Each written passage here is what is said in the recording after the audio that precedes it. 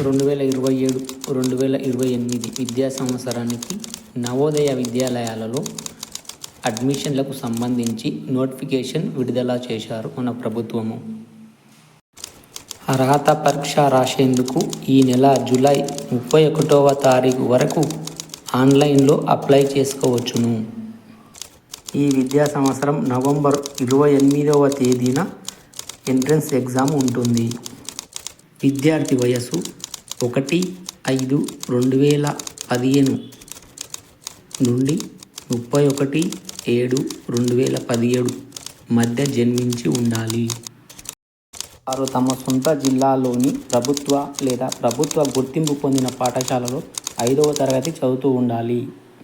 వచ్చే విద్యా సంవత్సరం అంటే 2028 మార్చ్-ఏప్రిల్ నెలలో ఫలితాలు విడుదల చేస్తారు. ఇప్పుడే ఆన్లైన్ సెంటర్కి వెళ్ళి అప్లై చేసుకోండి.